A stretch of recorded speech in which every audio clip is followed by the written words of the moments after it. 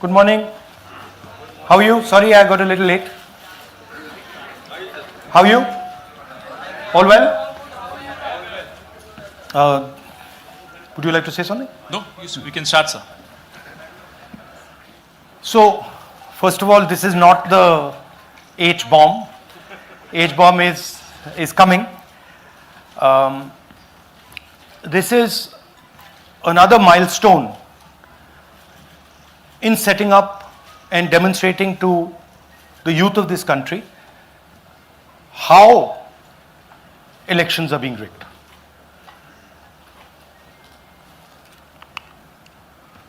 So I'm going to make a claim here, very strong claim, about CEC Gyanesh Kumar. And this is not something I'm saying lightly.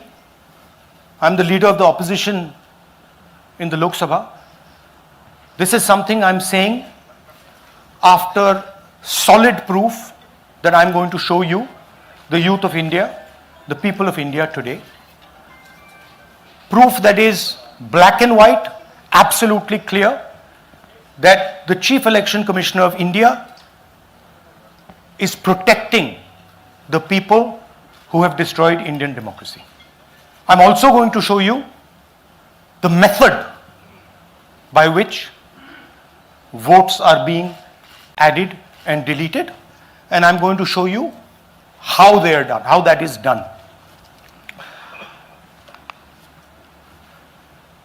In election after election, someone,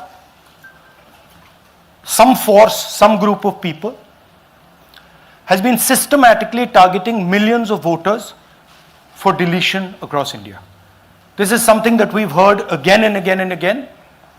Different communities, mainly communities that are voting for the opposition, Dalits, Adivasis, minorities, OBCs, are specifically targeted. We had heard this many times, and now we found 100% proof of it. Please understand, I am not going to say anything on this stage that is not backed up by 100% proof. I am somebody who loves my country.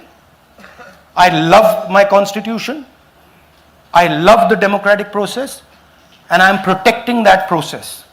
And so I'm not going to say anything here that is not going to be based on 100% proof that you can determine. The burden of the judgment is yours. I am going to lay the proof in front of you. You will see it and say, actually, this is pretty solid proof. Aland is constituency in Karnataka. 6,018 votes. Somebody tried to delete 6,018 votes. We don't know the total number of votes that were deleted in Anand in the 23 election. They are much higher than 6,018. But somebody got caught deleting 6,018 votes. And it was caught, like most crimes, by a coincidence. What happened was, the booth level officer there noticed that her uncle's vote was deleted. And so she checked who deleted her uncle's vote, and she found that it was a neighbor. पड़ोसी ने uncle का vote delete किया था. उसने जाके पड़ोसी से पूछा कि आपने मेरे अंकल का वोट क्यों डिलीट किया. पड़ोसी ने कहा, मैं तो जानता ही नहीं, मैंने तो कुछ वोट डिलीट ही नहीं किया. Neither did the person deleting the vote know, nor did the person whose vote was deleted know. Some other force hijacked the process and deleted the vote. And as luck would have it, got caught. What does the operation look like? In Anand, 6,018 applications were filed. impersonating voters. The people who filed these applications actually never filed them. And we will show you evidence of that on this stage. The filing was done automatically using software. We will show you that. Mobile numbers from outside Karnataka, from different states, and you can see on the map, from different states were used to delete numbers in Aland. And it was done targeting Congress voters. So this was not random. We will show you again that these deletions were specifically targeting booths where the Congress party was winning. Here is example number 1, lady called Godabai. Someone created fake logins, deleted 12 voters, attempted to delete because then this was stopped. Godabai, of course, has no idea. Can you show us what Godabai has to say about this?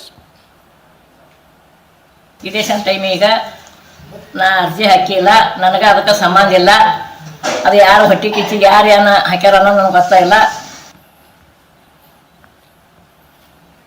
So she has no idea. These were the cell phone numbers that were used to delete these people. These are not from Karnataka. These numbers are from different states. You can see here.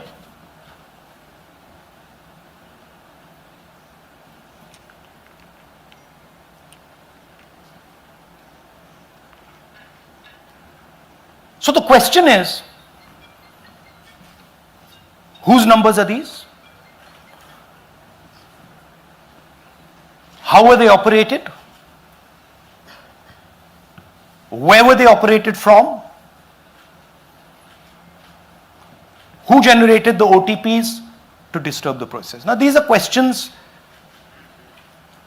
that arise out of this. Here's example 2, Suryakant. This gentleman apparently deleted 12 voters in 14 minutes. He filled 12 deletion forms in 14 minutes. I'd like you to meet him. He's here. That's one of the people. That's one. Namaskar bhi aiye. Babita Chaudhary is one of the votes that he is supposed to have deleted. Aiye bhaiya. He is supposed to have deleted. This is the gentleman. ये इनका vote delete किया जा रहा था. ये कर रहे थे. इनसे आप पूछिए. बताइए. That's our candidate. हाँ. कन्नड़ा में बोलिए.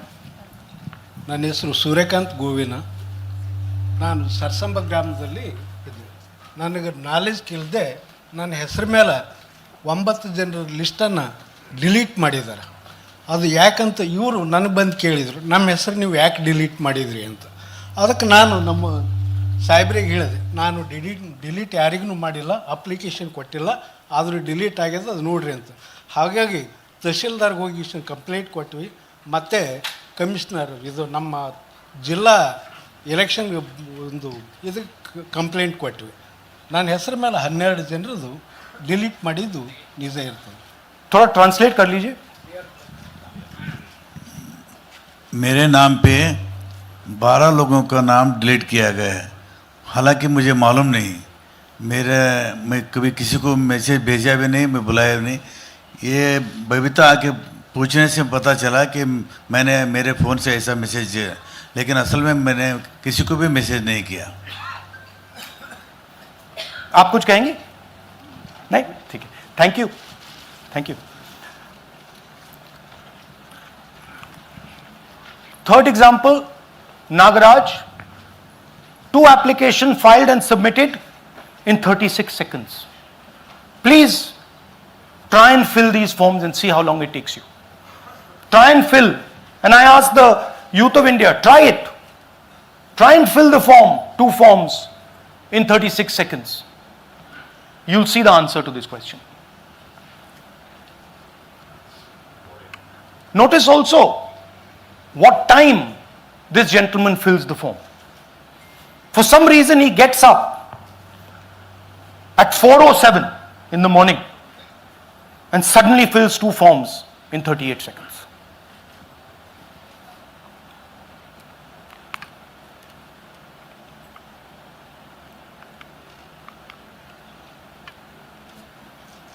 Now let's talk about how this is being done and why I'm saying and we are saying that this is being done in a centralized manner, and this is being done not using individuals but using software.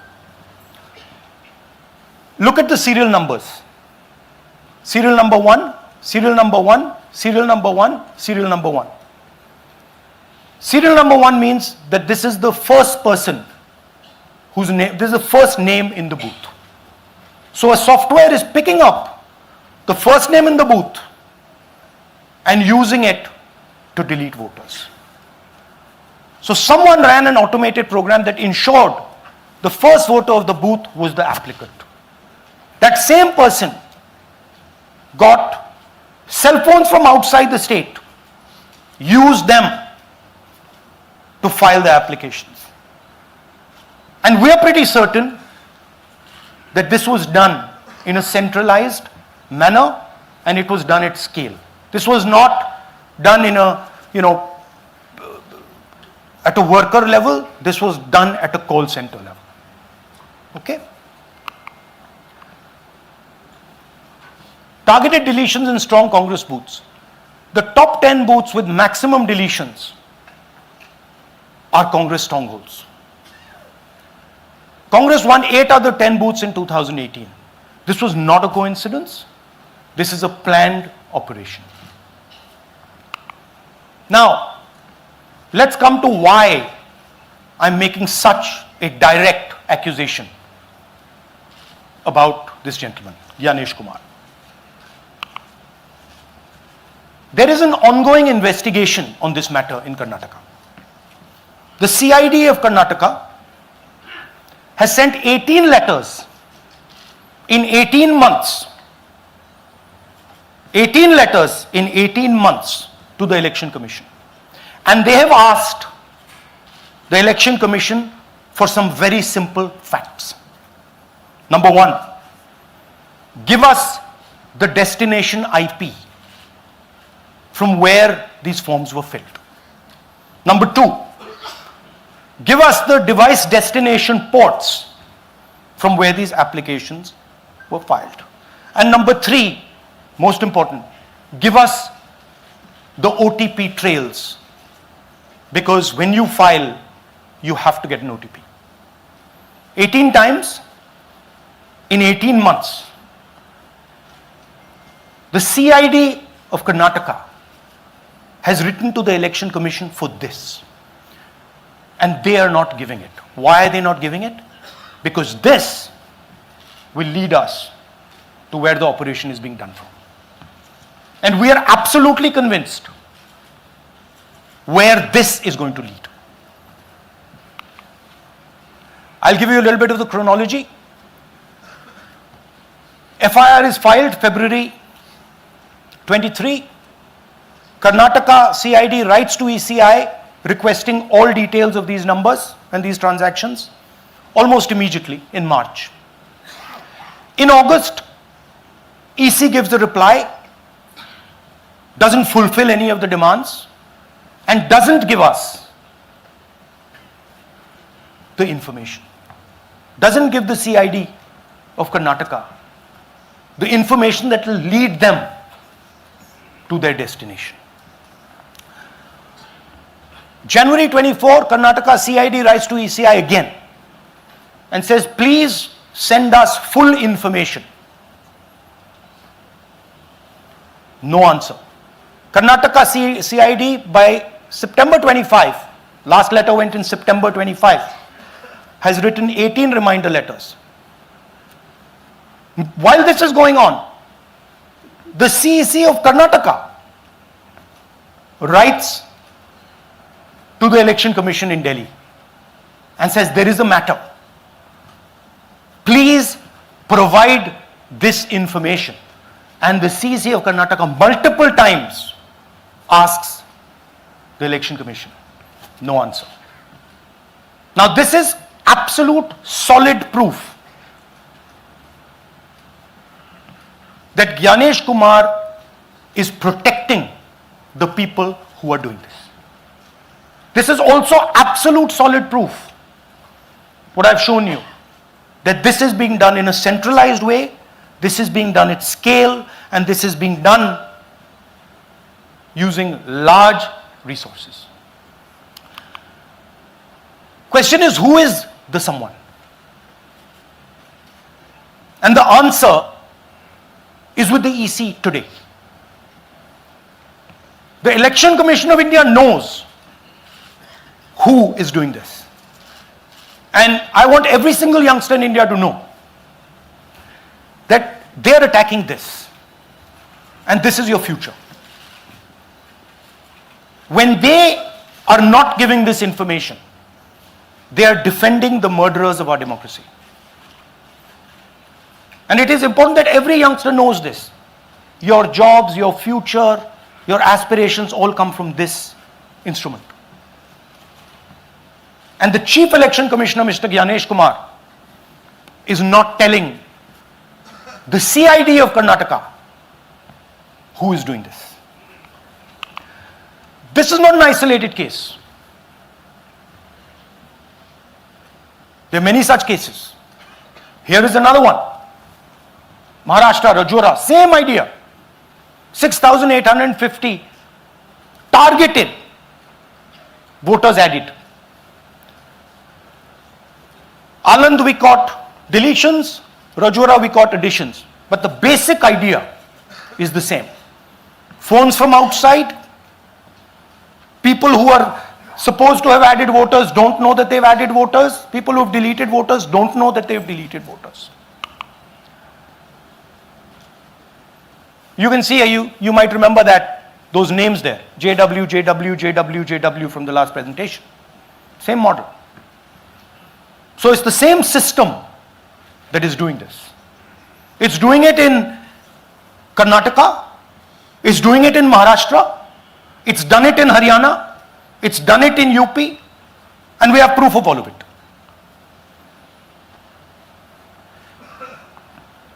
Names are being filled, addresses, the address is Sasti, Sasti, Sasti, Sasti.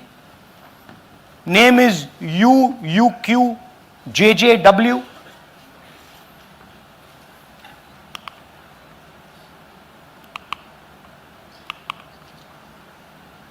So, what are we saying here? That the Chief Election Commissioner of India, Gyanesh Kumar, needs to stop protecting the people who are destroying Indian democracy. We have given you 100% bulletproof proof here. It cannot be doubted. You have seen it with your own eyes. Right? EC has to release this data of these phones, these OTPs, within a week. Otherwise,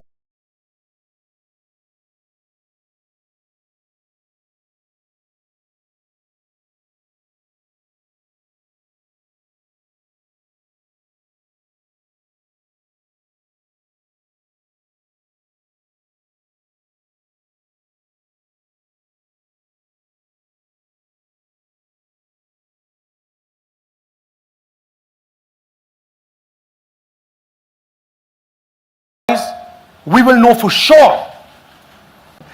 देखिए ये H bomb तो नहीं है, H bomb आ रहा है, hydrogen bomb आ रहा है. ये एक और उदाहरण है वोट चोरी का.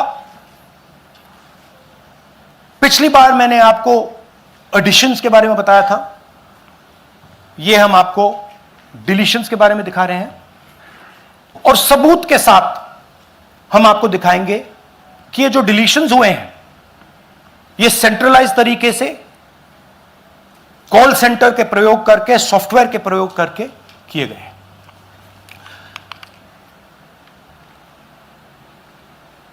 हमारे पास इस प्रेजेंटेशन में जो मैंने आपको अभी दिखाया 100% सबूत है, प्रूफ है कि ज्ञानेश कुमार जी हिंदुस्तान के चीफ इलेक्शन कमिश्नर वोट चोरों की रक्षा कर रहे हैं, और यह मैं आपको अभी दिखाने जा रहा हूं।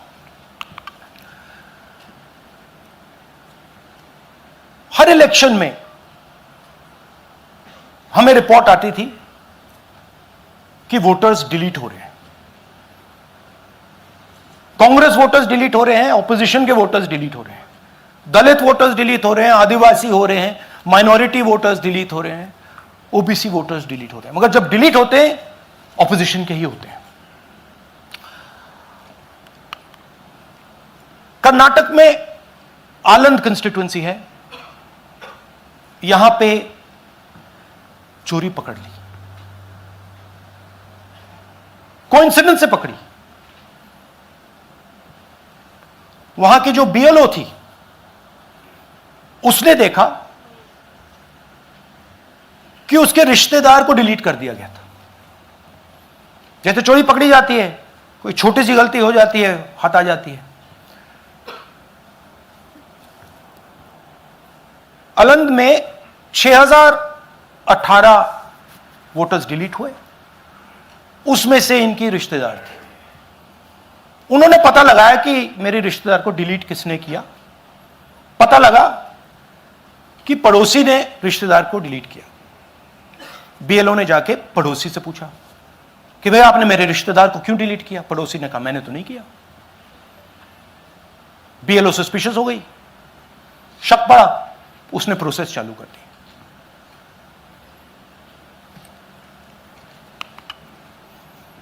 पता क्या लगा कि कोई ना कोई, किसी ने अलंद में वोटर डिलीशन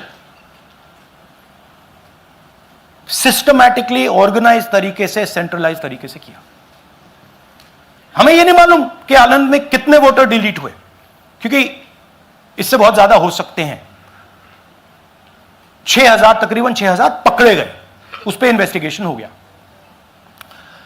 क्या पता लगा कि फाइलिंग ऑटोमेटिकली ऑनलाइन हो रही है। मोबाइल नंबर्स कर्नाटक के नहीं यूज हो रहे, मोबाइल नंबर्स दूसरी स्टेट्स के यूज हो रहे हैं। इनफैक्ट कर्नाटक के नंबर थे ही नहीं उसमें। मतलब आप दिल्ली में बैठे डिलीट कर रहे हो, आपका नंबर तमिलनाडु का है। आप गुड़गांव में डिलीट कर रहे हो, आपका नंबर झारखंड का है। और जब हम चेक कर रहे हैं कि भैया आपका नंबर है, तो आपका नंबर है ही नहीं, किसी और का नंबर है। और टारगेट करके कांग्रेस वोटर्स को डिलीट किया गया। ये गोदाबाई जी हैं, इनके नाम पर 12 वोटर्स डिलीट किए गए। इनको मालूम ही नहीं, इनको पता ही नहीं कि इन्होंने 12 वोटर्स डिलीट किए। दिखाइए जरा। ಇಲೆಕ್ಷನ್ ಟೈಮ್ ಈಗ ये इनका वीडियो है। ನಾ ಅರ್ಜಿ ಹಾಕಿಲ್ಲ, ನನಗೆ ಅದಕ್ಕೆ ಸಂಬಂಧ ಇಲ್ಲ। ಅದು ಯಾರು ಹೊಟ್ಟಿ ಕಿಚ್ಚಿ ಯಾರು ಏನ ಹಾಕ್ಯಾರ ಅನ್ನೋದು ನನಗೆ ಗೊತ್ತಾಗಿಲ್ಲ। तो इनको आइडिया नहीं है कि इन्होंने वोटर्स डिलीट कर दिए।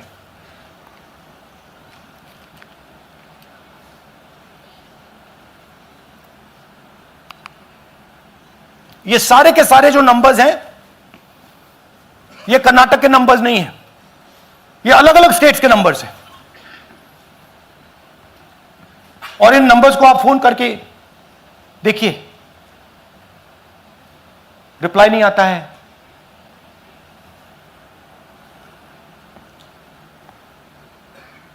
तो सवाल यह है कि किसके नंबर्स हैं, ये किसने ऑपरेट किए, जब इन्होंने ऑपरेट किए ये कहां थे, आईपी एड्रेस क्या था, ओटीपी कैसे जनरेट हुआ, कहां गया, यह सवाल है। यह दूसरा उदाहरण, सूर्यकांत जी जो अभी स्टेज पे आए थे, इन्होंने 12 वोटर्स को 14 मिनट में डिलीट कर दिया। आप फॉर्म भरने की कोशिश कीजिए, डिलीशन फॉर्म भरने की कोशिश कीजिए, देखिए। और जब हमने इनसे पूछा कि भैया आपने ये कैसे किया, वो कहते हैं मैंने तो नहीं किया, मैं तो जानता ही नहीं हूं।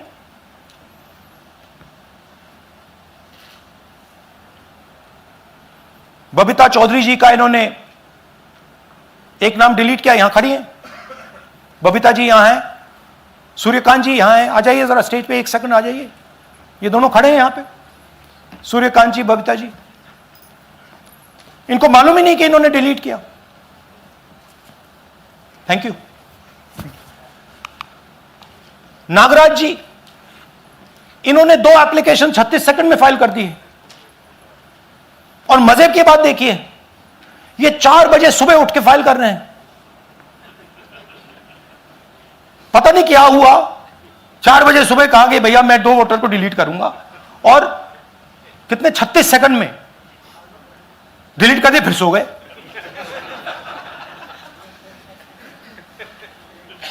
हमारी माइंड में पहले सवाल था कि क्या इलेक्शन कमीशन भी सो रहा है, मगर नहीं, सोया कोई नहीं है, जगे हुए हैं।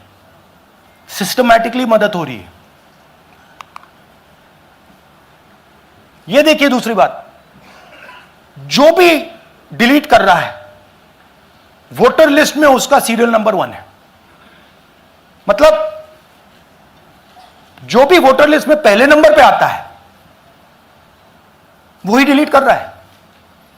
5वें नंबर वाला, 7वें नंबर वाला, 10वें वाला कोई नहीं कर रहा। तो हो क्या रहा है, सॉफ्टवेयर से यह काम किया जा रहा है। सॉफ्टवेयर प्रोग्राम कह रहा है पहला नाम निकालो और इसका प्रयोग करके डिलीट करो। टारगेटेड डिलीशंस हो रहे हैं। कांग्रेस पार्टी पर आनंद में अटैक किया। टॉप 10 बूथ्स जहां सबसे ज्यादा कांग्रेस की स्ट्रेंथ थी वहां टारगेट किया। और 2018 में पिछले इलेक्शन में 10 में से 8 बूथ कांग्रेस पार्टी जीती थी, और इन 8 में से इन्होंने 6000 लोग उड़ाने की कोशिश की। ये कोइंसिडेंस नहीं था, ये प्लान था, और ये सेंट्रलाइज तरीके से किया जा रहा है। अब मैंने बहुत बड़ी बात बोली, चीफ इलेक्शन कमीशन के बारे में मैंने बोला कि यह व्यक्ति वोट चोरों की रक्षा कर रहा है। जो भी मैं यहां बोल रहा हूं 100% प्रूफ के साथ, सबूत के साथ बोल रहा हूं। और मैं अभी आपको दिखाना चाहता हूं कि मैं ये शब्द क्यों बोल रहा हूं और किस बेसिस पे बोल रहा हूं। आपको अपनी आंखों से यह दिखेगा। कर्नाटका सीआईडी ने केस चालू किया कि वोटर कौन है, ये फोन किसके हैं, ये आईपी एड्रेस क्या है, ओटीपी कहां गया, इन चीजों के बारे में इन्वेस्टिगेशन शुरू होती है। कर्नाटक सीआईडी ने हिंदुस्तान के इलेक्शन कमीशन को 18 चिट्ठियां लिखी हैं। हमें आप यह इंफॉर्मेशन दीजिए, बिल्कुल क्लियर है। डेस्टिनेशन आईपी दीजिए, डिवाइस डेस्टिनेशन पोर्ट दीजिए, ओटीपी ट्रेल्स दीजिए, फोन नंबर्स दीजिए, फोन नंबर्स के मालिकों के नाम दीजिए। क्लियरली पूछा है, नो आंसर। 18 चिट्ठी CID Karnataka, no answer from chief election commissioner, no answer from election commission. Timeline देखिए,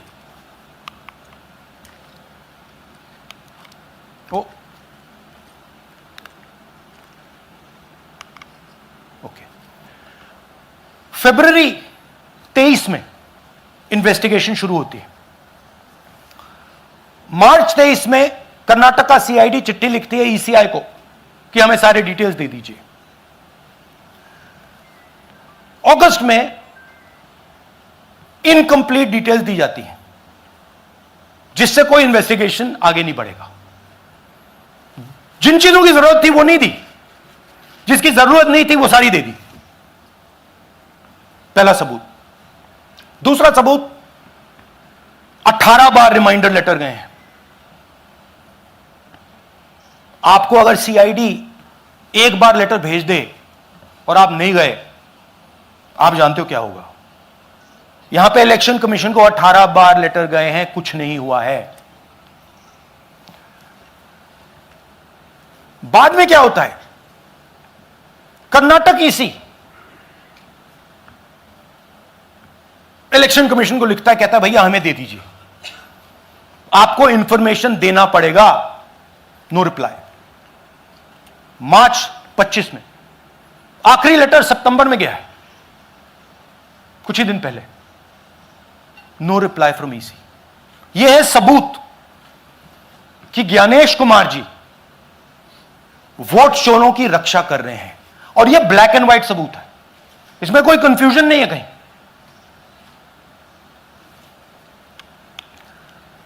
तो सवाल उठता है, ये है कौन जो सेंट्रलाइज तरीके से कॉल सेंटर के प्रयोग से, सॉफ्टवेयर से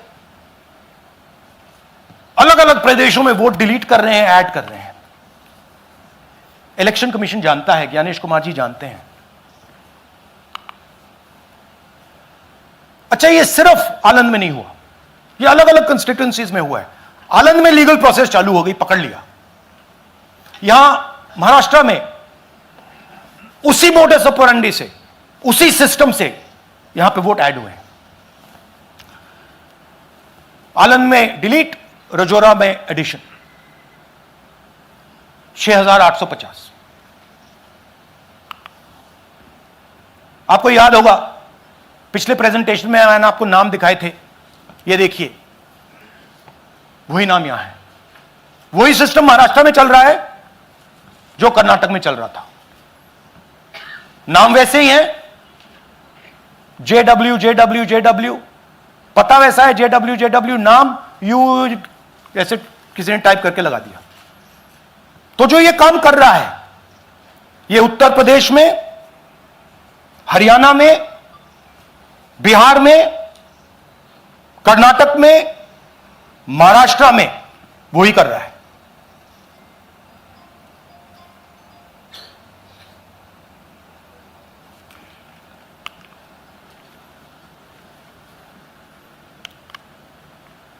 तो हमारी डिमांड है, ज्ञानेश कुमार जी, आप अपना काम कीजिए।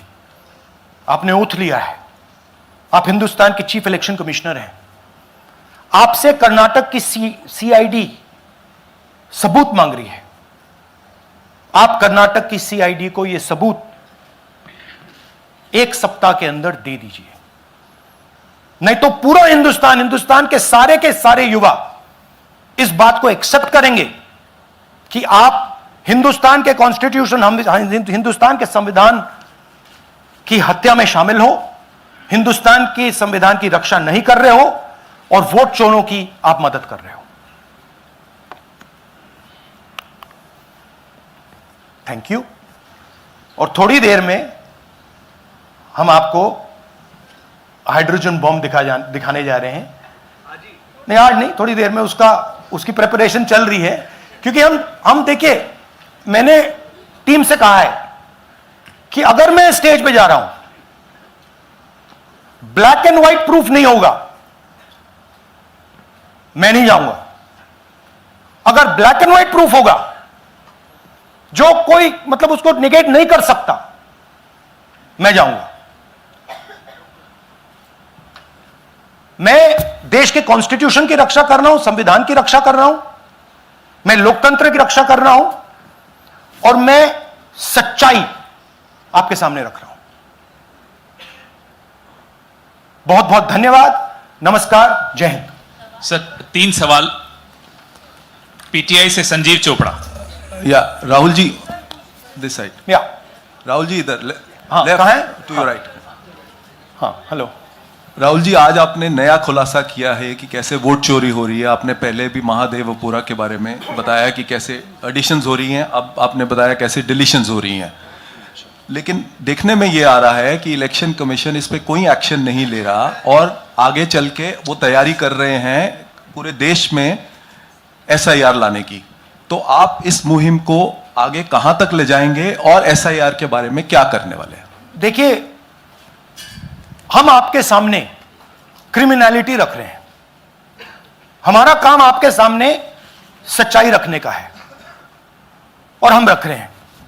हिंदुस्तान में दूसरे इंस्टीट्यूशंस भी हैं, सिर्फ इलेक्शन कमीशन नहीं है, लीगल सिस्टम है, उनको भी इन चीजों को देखना चाहिए।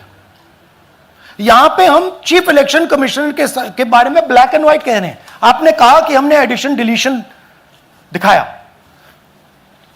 पहले प्रेजेंटेशन में मैंने एडिशन दिखाया था, अब हमने डिलीशन दिखाया है, मगर हमने एक और चीज जोड़ दी है, एडिशन और डिलीशन का सिस्टम, उसका स्ट्रक्चर, उसका तरीका। और हमने यह दिखाया है कि जो डिलीट कर रहा है, जो ऐड कर रहा है, महाराष्ट्र में, कर्नाटक में, यूपी में, वो एक ही आदमी है, एक ही फोर्स है।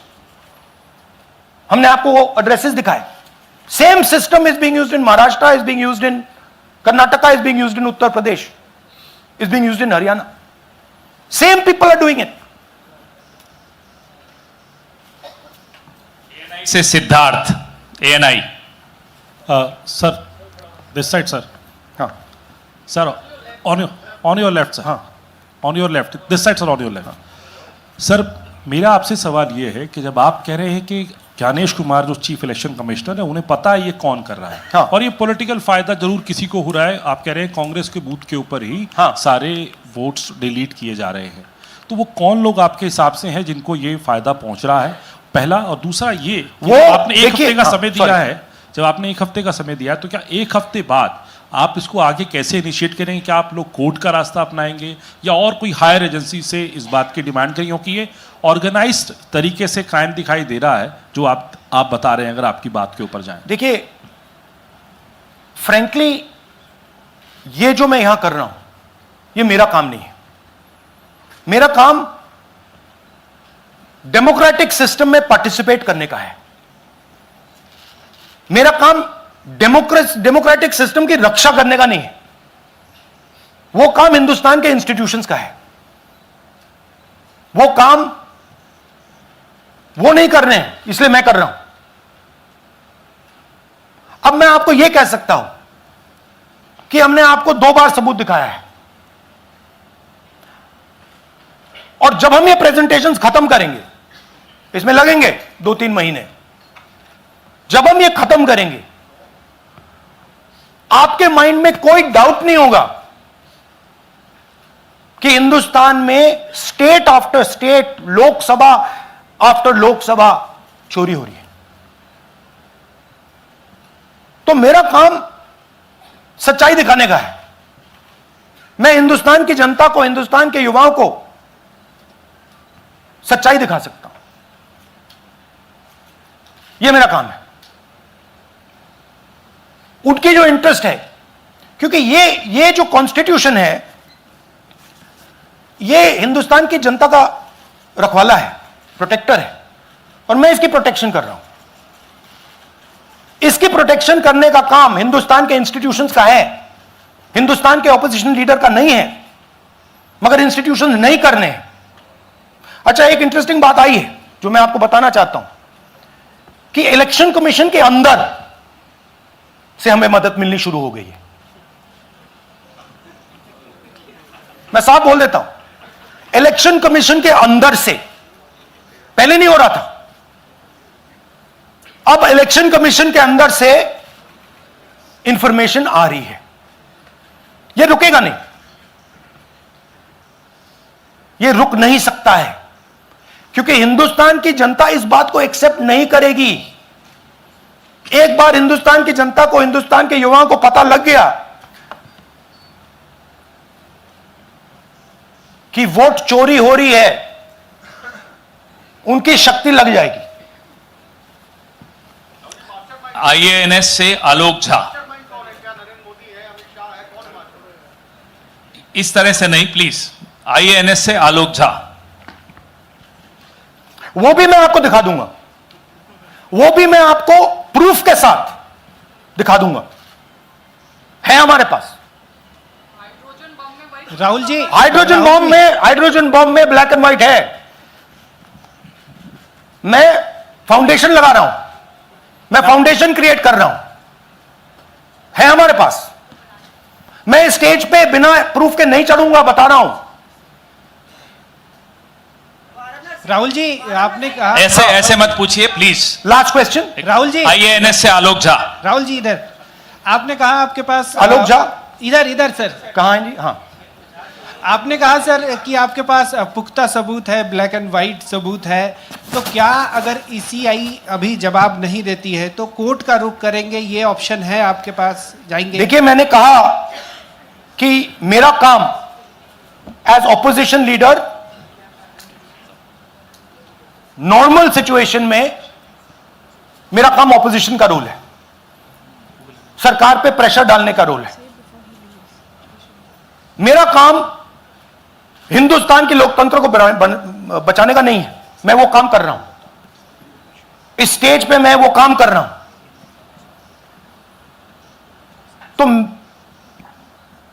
मेरी सोच है कि as a patriotic Indian, as somebody who loves India, who loves the constitution, it is my duty to put the truth in front of the people of India. अब अगर हिंदुस्तान के इंस्टीट्यूशंस कुछ करना चाहते हैं, वो करेंगे। उनमें भी बहुत लोग हैं, जैसे मैंने आपसे कहा, मैं सरप्राइज हो रहा हूं, इलेक्शन कमीशन से लोग आ रहे हैं, इंफॉर्मेशन दे रहे हैं और बढ़ रहा है वो। जब तक CEC ज्ञानेश कुमार अपने पद पर है, जैसा कि आप कह रहे हैं कि वो फ्री एंड फेयर इलेक्शन होने नहीं देंगे, तो तब तक इलेक्शन का मतलब क्या रह जाएगा? क्या आप इनको हटाए जाने के लिए आयोग को इस्तीफा देने के लिए? हाँ, तो आप इमेजिन कीजिए, और ये शॉकिंग बात ये है बस अब कि ये अभी शुरू नहीं हुआ, ये 10-15 साल से चल रहा है। ये सिस्टम है, ये स्ट्रक्चर है। हिंदुस्तान की जो डेमोक्रेसी है वो हाईजैक हो गई है। I am shocked, frankly.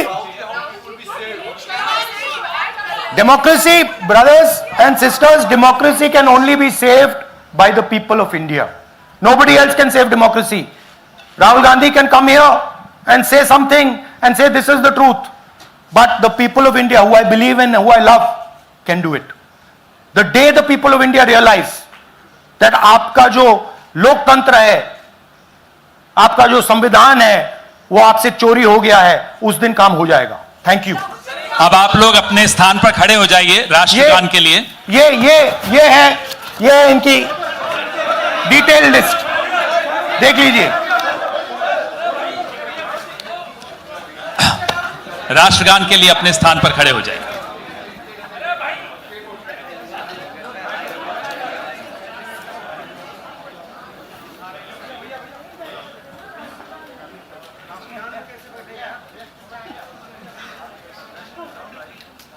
Bharat भाग्य विधाता, पंजाब सिंध गुजरात मराठा, द्राविड उत्कल बंगा, विंध्य हिमाचल यमुना गंगा, उच्चल जलधि तरंगा, तव शुभ नामे जागे, तव शुभ आशीष मांगे, गाहे तव जय गाथा, जन गण मंगलदायक जय हे भारत भाग्य विधाता, जय हे जय हे जय हे जय जय जय जय हे। Thank you.